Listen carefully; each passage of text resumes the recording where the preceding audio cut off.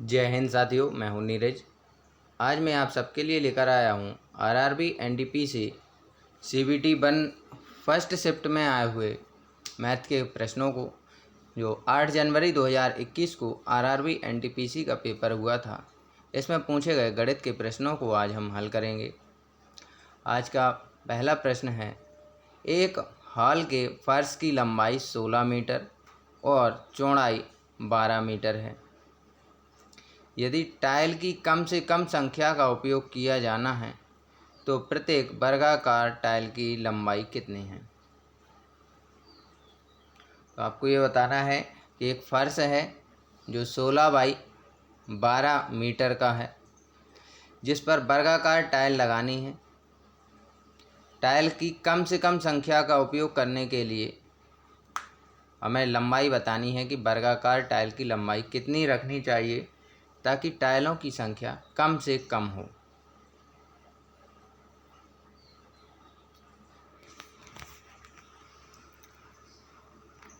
Hall के फर्श की लंबाई कह रहा है 16 मीटर है, चौड़ाई 12 मीटर है।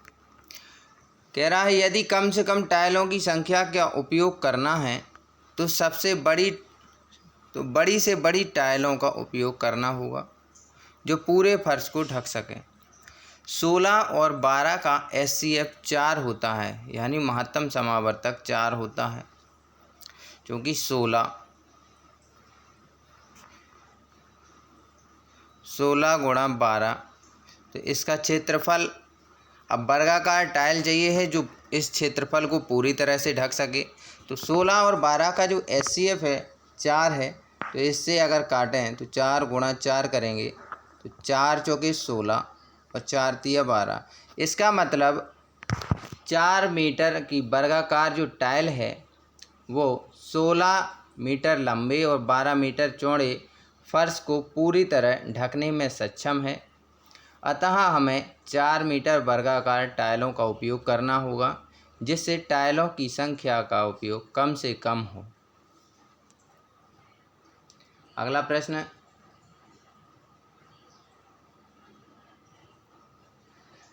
यदि द्विघात समीकरण 2x² + px - 15 बराबर 0 है और द्विघात समीकरण p कोष्टक kx² + x बराबर 0 का मूल -5 है, तो p और k का मान बताना है।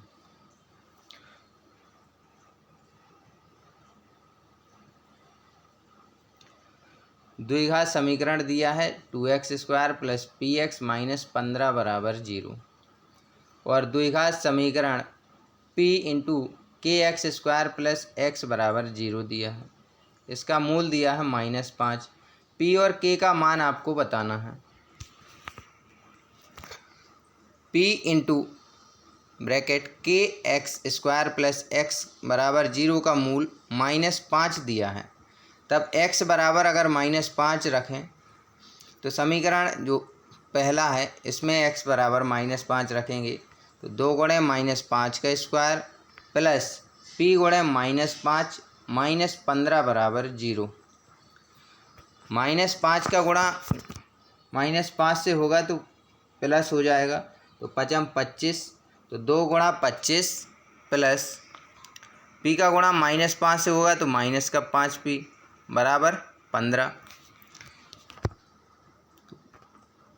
-5p दिया है तो ये RHS में जाएगा तो कैसा हो जाएगा, प्लस का, और ये RHS में 15 जो प्लस का दिया है LHS में जाएगा तो क्या हो जाएगा, माइनस का, यानी 5p बराबर 50 - 15। तो 5p बराबर 35 है, तो p बराबर कितना निकल के आ जाएगा, 7। तो एक मान तो ये निकल के आ गया। अब निकालना है k का मान। p का मान रख देते हैं समीकरण 2 में। p × कोष्टक kx² + x बराबर 0 दिया है, तो p बराबर 7 रख दिया। कोष्टक k, x की जगह क्या रखना है, -5, तो -5 का स्क्वायर -5 बराबर 0। 5 का स्क्वायर क्या हो जाएगा, प्लस, और 5 गुणे 5 तो 25। 7 का गुणा होगा 25 के से -7 गुणा 5, तो 7 से 7 ये कैंसिल हो जाएगा, बचेगा कितना, 25 के माइनस 5 बराबर 0। तो 25 के बराबर 5, के बराबर 5/25 यानी 1/5 या फिर 0.2। और यही दो आंसर हैं जो ऑप्शन में दिए गए थे कि P बराबर 7 है और K बराबर 0.2 है। यही दो आंसर हमें ऑप्शन में दिए गए थे। अगला प्रश्न,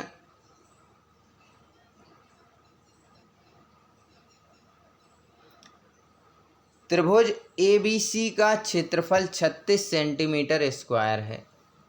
BC पर दो बिंदु D और E इस प्रकार हैं कि BD बराबर DE बराबर EC है, तो त्रिभुज ABC का क्षेत्रफल कितना है। हमें दिया है त्रिभुज ABC का क्षेत्रफल 36 सेंटीमीटर स्क्वायर है। त्रिभुज ABC का जो क्षेत्रफल है ये 36 सेंटीमीटर स्क्वायर है। तो यहाँ क्या कर लेंगे, 36। फिर कह रहा है कि BD बराबर DE बराबर EC है, तो आपको बताना है कि त्रिभुज ADC का क्षेत्रफल कितना हो जाएगा। तो देखिए BD बराबर DE बराबर EC है, इसका मतलब ये 3 भाग बराबर बराबर हैं। जब 3 भाग बराबर बराबर हैं तो निकालना कितना है, ADC को छोड़कर ADB को छोड़कर इन दोनों भागों को हमें निकालना है। तो 3 इकाई कितना है, 36 दिया है, और निकालना कितना है ADC यानी 2 इकाई निकालना है। तो 2 का गुणा और 3 से भाग कर देंगे तो हमारा आंसर निकल के आ जाएगा 2 गुणा 36 बटे में 3। तो 12 तिया 36 और 12 दूनी 24। तो हमारा आंसर कितना निकल के आ जाएगा, 24 हमारा आंसर हो जाएगा। अगला प्रश्न,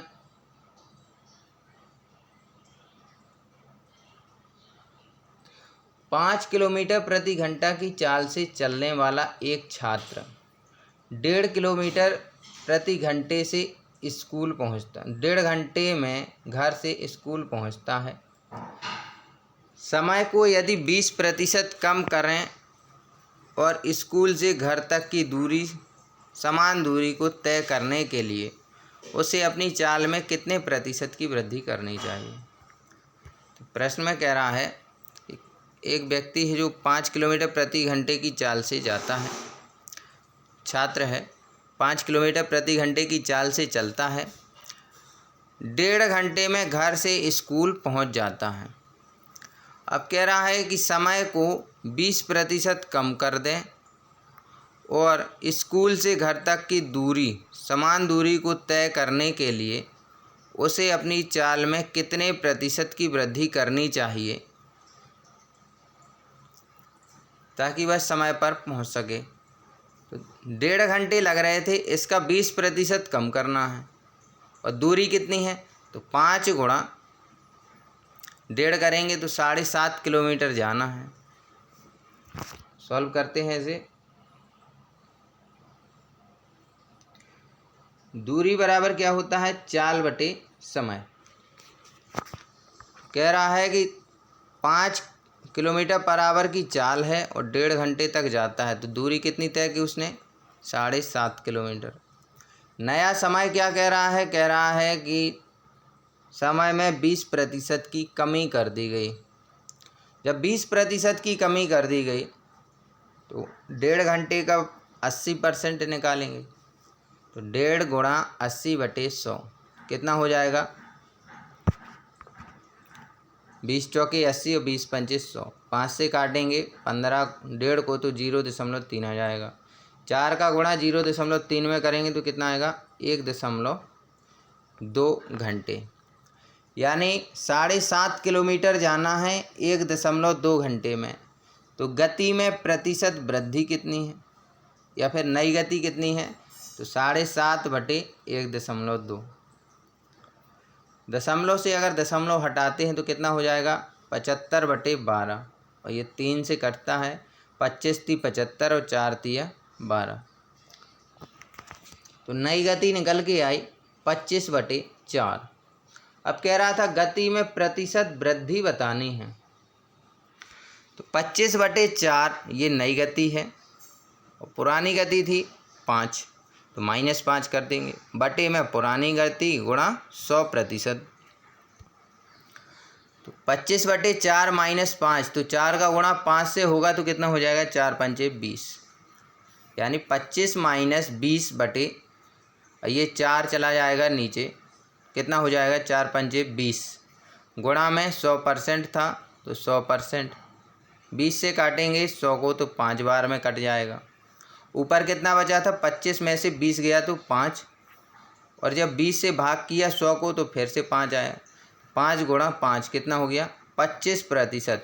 यानी उन्हें गति में कितनी वृद्धि करनी होगी, 25% की वृद्धि करनी होगी। क्योंकि चाल में 20% की कमी की गई थी, इसलिए गति में 25% की वृद्धि करनी होगी ताकि वह घर से स्कूल समान समय पर पहुंच सके। अगला प्रश्न,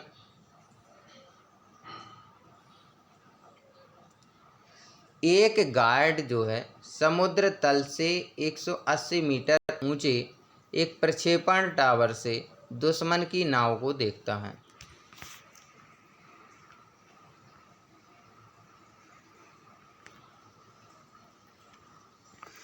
एक गार्ड समुद्र तल से 180 मीटर ऊंचे एक प्रक्षेपण टावर से दुश्मन की नाव को देखता है जो कि 60 डिग्री के अवनमन कोण पर स्थित है।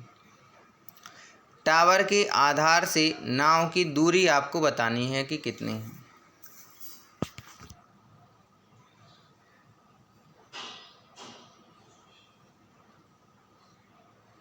टावर के आधार से नाव की दूरी, तो देखिए कह रहा है जो टावर है वो कितनी हाइट का है, 180 मीटर ऊंचाई का है। फिर कह रहा है यहाँ से जब वो नाव को देखता है तो 60 डिग्री का अवनमन कोण बनाता है। तो यहाँ नाव है, कितने डिग्री का, 60 डिग्री का अवनमन कोण बनाया। फिर कह रहा है टावर से नाव के बीच की दूरी बताइए कि कितनी है। tan 60 डिग्री बराबर, भाई लंब दिया है, आधार ही तो आपको ज्ञात करना है, तो tan का मान निकालेंगे। tan 60 डिग्री बराबर होता है लंब बटे आधार, तो AB बटे BC। tan 60 का मान होता है √3/1 बराबर AB कितना दिया है, 180 मीटर, और BC आपको ज्ञात करना है। BC बराबर 180/√3। अब या तो √3 का परिमेयकरण कर दें या फिर √3 को बाहर निकालें, तो परिमेयकरण सबसे अच्छा होता है। तो 180 गुणा √3 बटे √3 का गुणा √3 से करेंगे तो 3 बाहर निकल आएगा, और 3 से भाग करेंगे जब 180 को तो ये चला जाएगा 60 बार। आंसर कितना हो जाएगा, 60√3। तो जो मीन टावर के आधार से नाव की दूरी है ये 60√3 मीटर की हो जाएगी। अगला प्रश्न,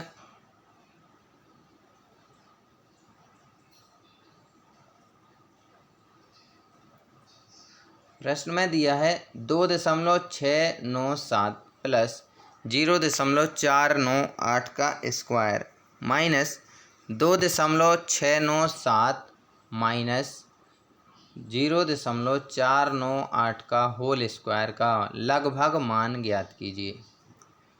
ये सूत्र दिए गए हैं, a + b के स्क्वायर माइनस a - b का होल स्क्वायर दिया है, प्रश्न में ही दिया है 2.697 प्लस 0.498 का स्क्वायर, तो ये हो गया a + b का होल स्क्वायर। फिर बीच में दिया है माइनस, फिर दिया 2.697 माइनस 0.498 का स्क्वायर, तो a माइनस बी का होल स्क्वायर।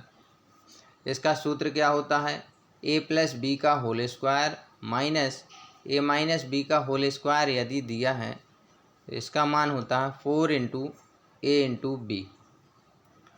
4 का गुणा ए और बी से कर देंगे तो हमारा मान निकल के आ जाएगा। तो ए का मान कितना है 2.697 और बी का मान कितना है 0.498। गुणा कराना था 4 से, तो पहले 4 का गुणा 2.697 से करते हैं, ये हो जाएगा 10.788। गुणा कराएंगे 0.498 से तो निकल के आएगा 5.372424। लेकिन हमें दशमलव के बाद 2 ही अंक चाहिए हैं, लगभग मान ज्ञात करना है, तो 5.37 हमारा आंसर सही हो जाएगा। 2.697 प्लस 0.498 का होल स्क्वायर माइनस 2.697 माइनस 0.498 का होल स्क्वायर का लगभग मान 5.37 हो जाएगा। अगला प्रश्न,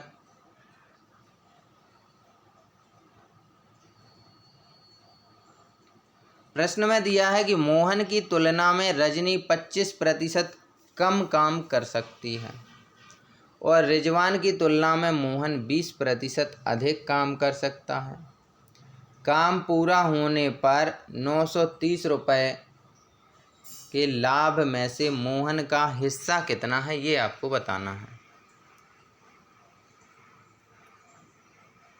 मोहन और रजनी का अनुपात निकालते हैं कि कितना है, फिर निकालना है रिजवान और मोहन का अनुपात। फिर इसके आगे हम सॉल्व करेंगे कि 930 रुपये में मोहन का हिस्सा कितना है। मोहन की तुलना में रजनी 25% कम है, यानी मोहन अगर 100 है तो रजनी कितनी है 75। अनुपात निकालेंगे तो अनुपात कितना हो जाएगा 4:3। फिर कह रहा है रिजवान की तुलना में मोहन 20% ज़्यादा है, यानी रिजवान अगर 100 है तो मोहन कितना है 120। तो अनुपात निकालेंगे इनका तो कितना हो जाएगा 5:6। फिर अनुपात को रखेंगे, रजनी और मोहन का अनुपात कितना था 3:4 और रिजवान और मोहन का अनुपात कितना था 5:6। यहाँ कुछ नहीं दिया था और यहाँ भी नहीं दिया था। नियम क्या कहता है, जो 2 मान दिए गए हैं जिसके उसका सीधे गुणा करा देंगे तो 4 × 6 24। यहाँ मान नहीं दिया है तो इसका त्रियक गुणा हो जाएगा तो 6 × 3 18। यहाँ मान नहीं दिया है तो इसका गुणा इससे होगा तो 5 × 4 20। 2 से कटते हैं तो 2 नाम 18, 12 दूनी 24 और 10 दूनी 20। तीनों का मान जोड़कर ही तो 930 रुपये इन्होंने लाभ कमाया है, तो तीनों का मान जोड़ देंगे तो कुल लाभ 9 + 12 + 10 इकाई बराबर कितना 930 इकाई हो जाएगा। तो मोहन का हिस्सा कितना है, तो मोहन का हिस्सा है 12 इकाई। तो 12 × 930 बटे 31। 31 से भाग करेंगे तो 31 तिया होता है 93। 30 × 12 करेंगे तो आंसर कितना हो जाएगा 360 रुपये। तो मोहन का हिस्सा निकल के आ जाएगा 360 रुपये। अगला प्रश्न,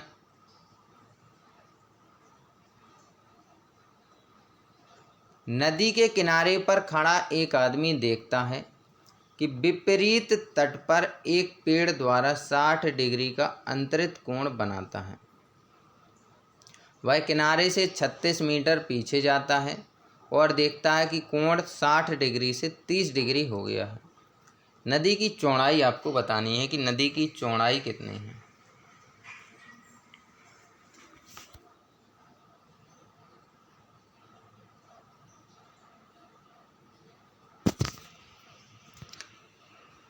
ये कोई पेड़ है और यहाँ वो आदमी खड़ा था।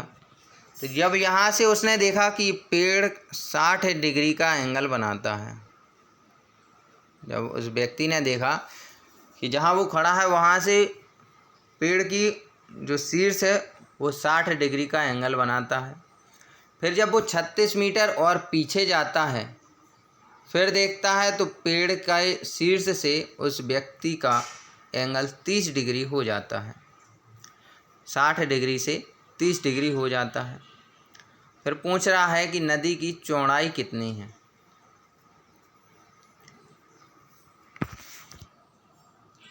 ए बी बराबर एच दिया है, हाइट हमें पता नहीं है कि पेड़ की हाइट कितनी है। बी सी बराबर एक्स दिया है, नदी की चौड़ाई भी हमें पता नहीं है कि कितनी है। त्रिभुज ए बी सी में tan 60 डिग्री बराबर ए बी बटे बी सी। tan 60 का मान कितना होता है, √3। √3 बराबर h बटे एक्स। h का मान निकल के आएगा √3 × x। जब वह 36 मीटर पीछे जाता है तब कोण 30 डिग्री का हो जाता है। जब व्यक्ति 36 मीटर पीछे जाता है तो एंगल कितना बचता है, 30 डिग्री। तो tan 30 डिग्री बराबर कितना होता है, ए बी बटे बी डी, लंब बटे आधार। तो पूरा आधार लेंगे, 1/√3 होता है tan 30 का मान, बराबर ए बी आपको पता चल गया। ए बी कितना था, h बराबर कितना रखना है, √3 × x बटे में x + 36, x + 36 रख देंगे। x + 36 का गुणा होगा 1 से तो x + 36, √3 × x का गुणा होगा √3 से तो 3 बाहर आ जाएगा, 3x। 3x में से x जाएगा, बराबर में है 36। तो 2x बराबर जब 36 है तो x का मान कितना निकल के आ जाएगा, 18 मीटर। और यही हमें पता करना था कि नदी की चौड़ाई कितनी है। तो नदी की चौड़ाई निकल के आ जाएगी 18 मीटर। अगला प्रश्न,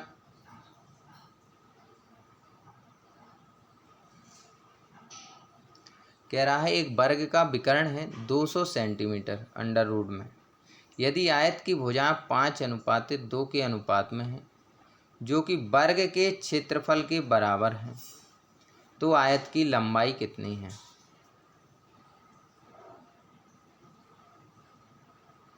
वर्ग का विकर्ण दिया है √200 सेंटीमीटर, आयत की भुजाओं का अनुपात दिया है 5:2।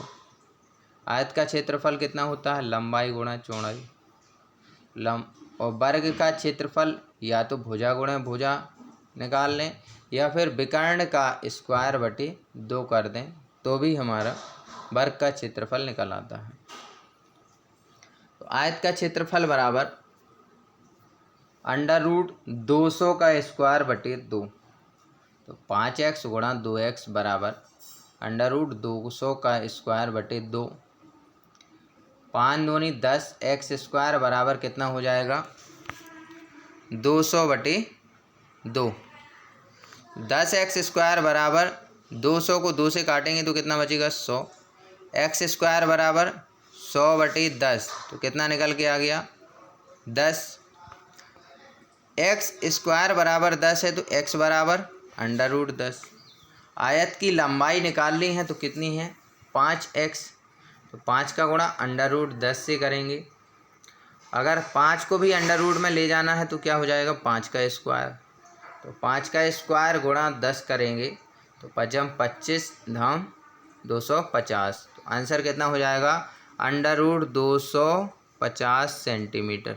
ये आयत की लंबाई हो जाएगी, √250 सेंटीमीटर। अगला प्रश्न,